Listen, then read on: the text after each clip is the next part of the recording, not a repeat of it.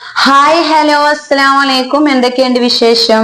ഇന്നത്തെ വീഡിയോ ഞാൻ കുറേ കാലമായി ഉണ്ടാക്കി നോക്കണമെന്ന് വിചാരിച്ച ഒരു ഐറ്റം ഉണ്ടാക്കുന്ന വീഡിയോയാണ്. ഐറ്റം വേറെ ഒന്നുമല്ല കേട്ടോ, കുറെ കാലമായിട്ടുണ്ടായിരുന്നു കേട്ടോ പൊതിച്ചോറ് തിന്നണം എന്നങ്ങനെ വിചാരിക്കുന്നു.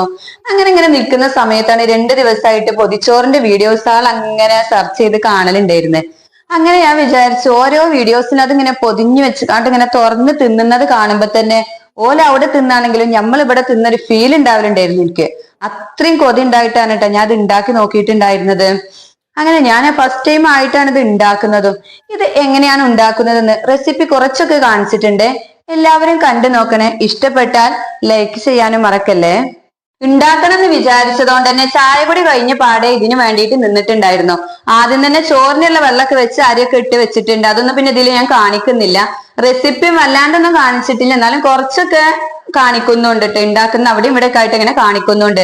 കാരണം ഇത് ഉച്ചയാകുമ്പോഴേക്ക് നമ്മൾ വായിന്റെലൊക്കെ പൊതിഞ്ഞു വെച്ചാലാണ് ആ ഒരു ടേസ്റ്റും കാര്യങ്ങളൊക്കെ കിട്ടുമെന്നൊക്കെ ഓരോ വീഡിയോസിലും കണ്ടിട്ടുണ്ടായിരുന്നു. ഒരു 2-3 മണിക്കൂറേലും അത് ഇങ്ങനെ പൊതിഞ്ഞു വെക്കണം എന്നുള്ളത്. അതുകൊണ്ട് തന്നെ നല്ല രീതിക്ക് തന്നെ പണി നടക്കുന്നുണ്ട്. 3 അടുപ്പും കത്തിച്ചു വെച്ചിട്ടാണ്, അടുപ്പും കത്തിച്ചു വെച്ചിട്ടാണ് പണി നടക്കുന്നുള്ളത്. അതുകൊണ്ട് തന്നെ ഓരോരോ റെസിപ്പി കൃത്യമായിട്ട് എനിക്ക് കാണിക്കാൻ കഴിഞ്ഞില്ലെങ്കിലും എല്ലാം അവിടെ ഇവിടെ ആയിട്ട് കാണിച്ചിട്ടുണ്ട്. അപ്പൊ അങ്ങനെ മോൾക്ക് ഐസ്ക്രീം വേണമെന്നൊക്കെ പറഞ്ഞുകൊണ്ട് മോൾക്ക് ഐസ്ക്രീം കൊടുത്ത് അവിടെ പിടിച്ചു നിർത്തിയിട്ടുണ്ട്. പിന്നെ ക്യാരറ്റ് അരിഞ്ഞു വെക്കല്, ഉരുളക്കിഴങ്ങ് അരിഞ്ഞു വെക്കല്, അങ്ങനത്തെ പരിപാടികളൊക്കെ കഴിച്ചിട്ട് ആദ്യം അരിയിലൊക്കെ കഴിച്ചു വെക്കാൻ എഴുതിയിട്ട് അങ്ങനത്തെ പരിപാടികൾക്കൊക്കെ വേണ്ടിയിട്ട് നോക്കുകയാണ്. അതിൽ പിന്നെ ചമ്മന്തി ഇറക്കാൻ തേങ്ങ വേണം, പിന്നെ ക്യാരറ്റിക്കും തേങ്ങ വേണം. അപ്പൊ ഒരു തേങ്ങ പൊട്ടിച്ചിട്ട് എന്ത് ചെയ്തു, വെള്ളം മോൾക്ക് വേണമെന്ന് വെച്ചപ്പോ വെള്ളം ഒന്നും വേണ്ട, എനിക്ക് അതിന്റെ ഉള്ളിലത്തെ സാധനം മതി എന്ന് പറഞ്ഞുകൊണ്ട് ഉള്ളിലുള്ള സാധനം ഞാൻ കൊടുക്കുന്നുണ്ട്. അങ്ങനെ ഓളൊരു ഭാഗത്ത് നിർത്തിയാലാണ് നമുക്ക് നമ്മളെ പണികളൊക്കെ നല്ല മട്ടത്തിൽ എടുക്കാൻ വേണ്ടിയിട്ട് കഴിയാം. അപ്പൊ അങ്ങനെ ഞാൻ വിചാരിച്ചു എല്ലാത്തേക്കുള്ള തേങ്ങ ഒന്ന് ചിരണ്ടി വെക്കട്ടെ എന്ന് വിചാരിച്ചിട്ട് ആദ്യം തന്നെ തേങ്ങ ചിരണ്ടണുണ്ട്. അതിന്റെ മുമ്പ് അരിഞ്ഞു വെക്കലൊക്കെ കുറച്ചൊക്കെ കഴിഞ്ഞിട്ടുണ്ടായിരുന്നു. അപ്പൊ മോളങ്ങനെ വെല്ല വന്ന് നിൽക്കുകയാണ്. അതിന്ന് എടുക്കട്ടെ മെച്ചി എടുക്കട്ടെ ചോദിച്ചു കാണും. അപ്പൊ ഞാൻ കുറച്ചൊരു ചിരട്ടിയിൽ ഇങ്ങനെ നമ്മൾ ചിരണ്ടി കഴിഞ്ഞ ചിരട്ട ഉണ്ടാവുമല്ലോ, അതിലിട്ടുകാണ്ട് അങ്ങനെ കൊടുത്തുകാണ്ട് അവിടെ ഇരുത്തിയിട്ടുമുണ്ട്. ഇടക്കിടക്ക് ഇങ്ങനെ ഓരോന്ന് വന്ന് പറയിട്ട് അത് വേണം ഇത് വേണം എന്നൊക്കെ. അങ്ങനെ പിന്നെ ഓളെ താത്ത വന്നിട്ടുണ്ടായിരുന്നു. താത്ത വന്നാൽ പിന്നെ എനിക്ക് ഒരുപാട് ആശ്വാസമാണ്. പിന്നെ ഓളും ഒരു രണ്ടാളും തമ്മിലേക്കോളും കളിയോ എന്തെങ്കിലുമൊക്കെ. അങ്ങനെ ഞാൻ പുറത്തേക്ക് ഇങ്ങനെ ഇറങ്ങി നോക്കുന്ന സമയത്താണ് താത്തേനത് ഓൾക്ക് നല്ലൊരു പണി കിട്ടിയിട്ടുണ്ടായിരുന്നു. കുഞ്ഞു ചെമ്മീൻ നന്നാക്കണ കണ്ടപ്പോ അത് ഇന്ന് ഷൂട്ട് ചെയ്ത് തന്നേ ഉള്ളു. അത് കഴിഞ്ഞിട്ട് ഞാൻ വിചാരിച്ചത് ചമ്മന്തി അരച്ചിട്ട് വെക്ക, ചമ്മല്ലുടെ കൂട്ടിയുടെ വെച്ചിട്ട് അത് അവിടെ ഇങ്ങനെ കിടക്കട്ടെ, എന്നാൽ തന്നെ ഇത് ഉണ്ടാക്കിയിട്ട് ആദ്യം തന്നെ ചമ്മന്തി കൊണ്ട് കാണുമ്പോ തന്നെ ഉണ്ടാക്കാനുള്ള ഊച്ച ഒന്നും കൂടി കൂട്ടട്ടെ എഴുതിയിട്ട് ചമ്മന്തി ഉണ്ടാക്കി വെക്കുന്നുണ്ട്. അതിന് വേണ്ടിയിട്ട് അതിൽ ഇട്ടിട്ടുള്ളത് തേങ്ങ, ഉണക്കമുളകിന്റെ അടുത്ത് ഇല്ലാത്തതുകൊണ്ട് നമ്മൾ ക്രഷ് ചെയ്ത മുളകുണ്ടല്ലോ അതെങ്കിലും അത് ഇട്ടിട്ട് വെച്ചുകൊണ്ട് അത് ഒരു പച്ചമുളക്, ഇഞ്ചി, ചപ്പ് ഇതിൽ കണ്ടിട്ടുണ്ടെങ്കിൽ ഉരുട്ടിക്കാണ്ട് തന്നെ വെക്കണം എന്നുള്ളത്. അപ്പൊ ഞാൻ എന്ത് ചെയ്തു, അത് നല്ല രീതിക്ക് ഉരുട്ടി ഒരു ഭാഗത്തോടെ വെച്ചിട്ടുണ്ട്. അപ്പൊ പിന്നെയും മോള് വീഡിയോ എടുക്കേണ്ടതിന്റെ അടുത്തേക്ക് വന്നിട്ട് ഇന്നടുക്കി പറഞ്ഞപ്പോ തട്ടൊക്കെ ചുറ്റിട്ട് വന്നപ്പോ ഞാനൊരു ഷൂട്ട് അങ്ങനെ എടുത്തിട്ടാണ്. ഓലമാണല്ലോ നമ്മള് ഇതാണല്ലോ ഒരു എന്താ പറയാ ഓല കളിയിൽ നമ്മൾ കൂടാതെ കണ്ട നമ്മളെ പൊതിച്ചോറ് വെക്കുന്നുണ്ട് വിചാരിച്ചു കാണ്ട്. അങ്ങനെ പിന്നെ ഞാൻ എന്ത് ചെയ്തു വെച്ചാല് ഉരുളക്കിഴങ്ങൊക്കെ മസാല കൂട്ടി വെക്കുന്നുണ്ട്. അത് പൊരിക്കാൻ വേണ്ടിയിട്ടാണ്. ബീട്രൂട്ട് കൊണ്ട് ഉപ്പേരിയും വെക്കുന്നുണ്ട്. അപ്പൊ പിന്നെ ഞാൻ എന്ത് ചെയ്തു, ആദ്യം ഉപ്പേരിക്കുള്ളടെ അടുപ്പത്തോടെ ഇട്ട് വെച്ചിട്ടുണ്ടെങ്കിൽ ഇനി അടുത്തതായിട്ട് ചോറൊക്കെ വെന്തിക്കണാന്ന് നോക്കണേ. ചോറും ആദ്യം ഇട്ടതുകൊണ്ട് അതും ആണല്ലോ നോക്കുക. നമുക്ക് കണ്ടെത്തിയില്ലെങ്കിൽ പിന്നെ നമ്മളെ മെയിൻ ഐറ്റം എന്ന് പറയുന്നത് ചോറുമാണ്, കൂട്ടാനും എല്ലാം കൂടി ആകുമ്പോഴാണല്ലോ ഒരു പൊതിച്ചോറ് ആവുള്ളൂ. അപ്പൊ പിന്നെ ഞാനിങ്ങനെ ഒരു അടുപ്പത്ത് എന്ത് ചെയ്യുന്നുണ്ട്, വിട്ടൊക്കെ പോകുന്നുണ്ട് കേട്ടോ. ഏതൊക്കെയാണ് ഓരോന്ന് പെട്രോൾ ഇങ്ങനെ ഉണ്ടാക്കുന്നതുകൊണ്ട്.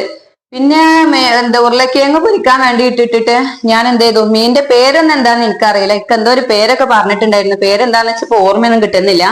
അപ്പൊ അങ്ങനെ ആ മീനൊക്കെ എടുത്തിട്ട് ഇങ്ങനെ നല്ല രീതിക്ക് മഞ്ഞപ്പൊടിയും മുളകും പൊടിയും ഇഞ്ചിയും വെളുത്തുള്ളിയും പേസ്റ്റും ചീരകവും പിന്നെ ഉപ്പും സുർക്കൊക്കെ കണ്ട് പാർന്ന് നല്ല രീതിക്ക് തന്നെ മസാലയുടെ പൊരിച്ച് കുറച്ച് സമയം അവിടെ കിടക്കട്ടെ എഴുതിയിട്ട് അവിടെ അങ്ങനെ അതും വെച്ചിട്ടുണ്ട്. അപ്പോഴേക്ക് ഇങ്ങനെ നമ്മള് ക്യാരറ്റിനെ മറക്കാൻ പാടില്ലല്ലോ. പിന്നെ ക്യാരറ്റിനെ ഒന്ന് ഇളക്കി കൊടുക്കുന്നുണ്ട്. അതുപോലെ തന്നെ അതിക്ക് തേങ്ങ ചതച്ചത് ഇട്ട് കൊടുത്തിട്ടുണ്ട് കേട്ടോ. പച്ചമുളകും തേങ്ങയും കൂടിയും ചതച്ചുകാണ്ട് അങ്ങനെ അയക്കടിടുക. എന്റെ ഭാഷയിൽ ഇത് ചതക്ക് അങ്ങനെയൊക്കെയാണ് പറയലിട്ടോ. നിങ്ങളൊക്കെ എങ്ങനെ ഇത് മനസ്സിലാവണമെങ്കിൽ കമന്റ് ചെയ്താൽ മതി. അപ്പൊ ഞാൻ എന്താന്നുള്ളത് പറഞ്ഞുതരുന്നുണ്ട്. അപ്പൊ പിന്നെ ഒരു പാത്രത്തില് അപ്പോഴേക്ക് എന്തായി, ഉരുളക്കിഴങ്ങും ഒരു അടുപ്പത്ത് പൊരിഞ്ഞിട്ടുണ്ടായിരുന്നു. അതേപോലെ തന്നെ ക്യാരറ്റ് ഉപ്പേരിയായി, ചമ്മന്തിയായി, 3 കൂട്ടം അപ്പൊ തന്നെ ആയി. അപ്പൊ തന്നെ പകുതി ആശ്വാസമായി. ചോറ് ഊറ്റാനായിട്ടുണ്ട്. എന്താണ് അടുത്തായിട്ടാണ് പൊതിച്ചോറിലുള്ള മുട്ട വേണമെന്നുള്ളത്. അതുകൊണ്ട് ഞാൻ എന്ത് ചെയ്തു, മുട്ട 2 പൊട്ടിച്ചു വെച്ചുകാണ്ട് വല്യുള്ളിയും അരിഞ്ഞിട്ടോ അതുപോലെ തന്നെ പച്ചമുളകും ഇട്ടുകാണ്ട് നല്ല രീതിക്ക് തന്നെ ഇളക്കി കൊടുത്തതിന് ശേഷം ചട്ടിക്കട് പാർന്നു കൊടുത്തു. ചട്ടിക്കട് പാർന്നുകാണ്ട് പിന്നെ അതൊന്ന് മറിച്ചിട്ടുകാണ്ട് അത് അവിടെ ആവുന്നുണ്ട്. അപ്പൊ ഇതിന് സ്റ്റോപ്പ് ഒന്നും ഇല്ല കേട്ടാ, സ്റ്റോപ്പ് ഇല്ലാത്ത പണിയാണ്. കാരണം എന്താ വെച്ചിട്ടുണ്ടെങ്കിൽ സാലറി കഴിഞ്ഞപ്പോ തന്നെ 8 കഴിഞ്ഞിട്ടുണ്ടായിരുന്നു. ഇത് അരിഞ്ഞൊക്കെ ഉണ്ടാക്കി ഒരു 11 മണി ആവുമ്പോഴേക്കാലും എനിക്ക് ഇതൊക്കെ ഒന്ന് പൊതിഞ്ഞു വെക്കണം എന്നുണ്ടായിരുന്നു.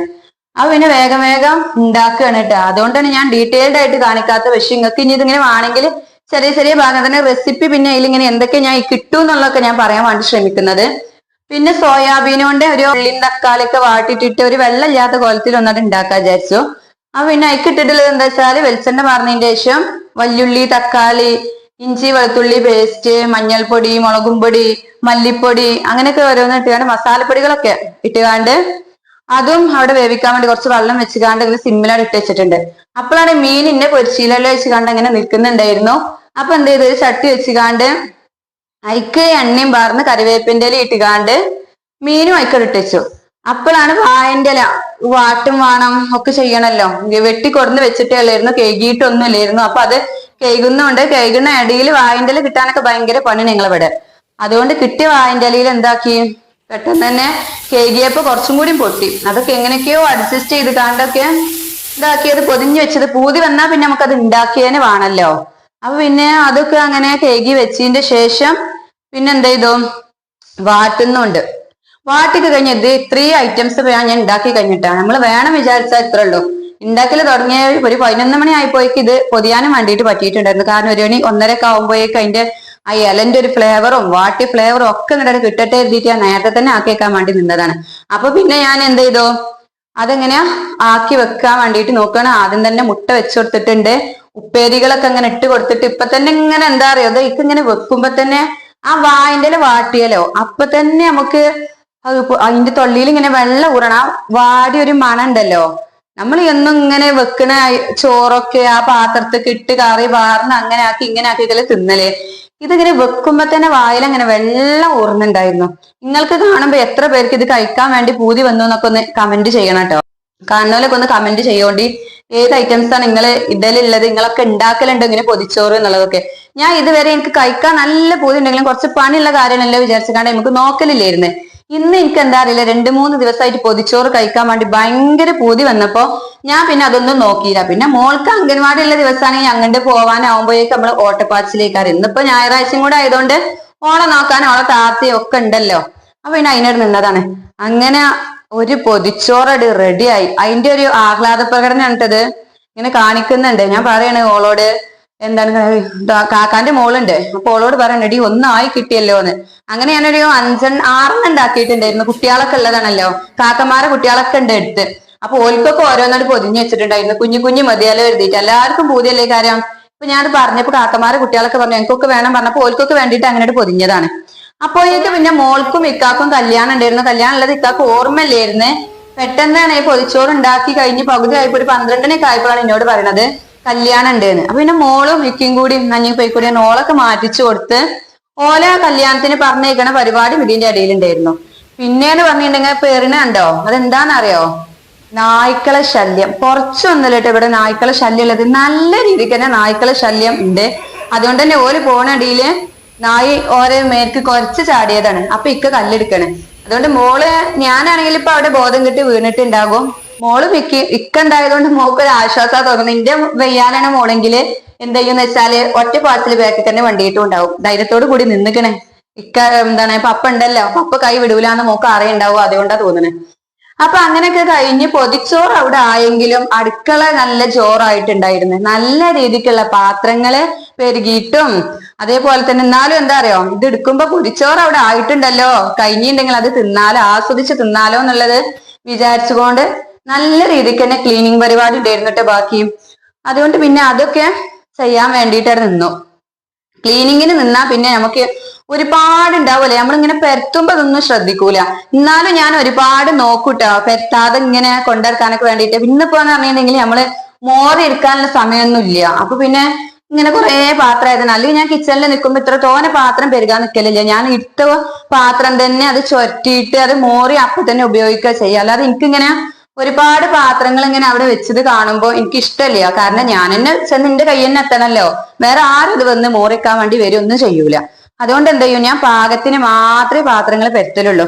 അങ്ങനെ അങ്ങനെ ഇങ്ങനെ വന്നെത്തി സമയം കേട്ടോ, ഫുഡ് കഴിക്കാനുള്ള സമയം എത്തി. പൊതിച്ചോറും കണ്ട് തുറന്ന് നോക്കിയപ്പോ തന്നെ എന്താ രസം. ഓരോരുത്തരും ഞങ്ങൾ കഴിക്കുന്നതൊക്കെ ഒന്ന് കാണിക്കുന്നുണ്ട്. കണ്ട കൂട്ടാനാളൊക്കെ കണ്ടതിൽ നല്ല രീതിക്ക് തന്നെ മിക്സായി ഓരോന്ന് ഇങ്ങനെ പൊതിയണതോടെ അങ്ങോട്ടും ഇങ്ങോട്ടും ഇങ്ങനെ ഇട്ട ചെറിയ ആദ്യമായിട്ടാണല്ലോ ഉണ്ടാക്കണത്. അതുകൊണ്ട് വായിന്റെ മര്യാദക്ക് പൊതിയാനൊന്നും എനിക്ക് അറിയില്ലായിരുന്നു. അപ്പൊ പിന്നെ കയ്യണ കോലത്തിലൊക്കെ പൊതിഞ്ഞ് ചോറ് അങ്ങോട്ടും ഇങ്ങോട്ടൊക്കെ ആയിട്ടുണ്ടെങ്കിലും മസാലമലൊക്കെ നല്ലോണം ചോറുമലൊക്കെ ഇങ്ങനെ ഇപ്പൊ അത് പറയാ കൂട്ടാനും ചോറും നല്ല രീതിക്ക് തന്നെ ഇതായിട്ടുണ്ടായിരുന്നേ. നല്ല രസമുണ്ടായിരുന്നു കഴിക്കാൻ വേണ്ടിയിട്ട്, നല്ല ആസ്വദിച്ചെന്നെ കഴിക്കുന്നുണ്ടായിരുന്നു. അപ്പൊ ഒരു കാക്കാന്റെ കുട്ടിയും കൂടി ഉണ്ടായിരുന്നു, ഓക്കും കൂടിയുള്ള പൊതി ഉണ്ടായിരുന്നു, പിന്നെ ഇക്കാന്റെ പൊതി ഉണ്ടായിരുന്നു.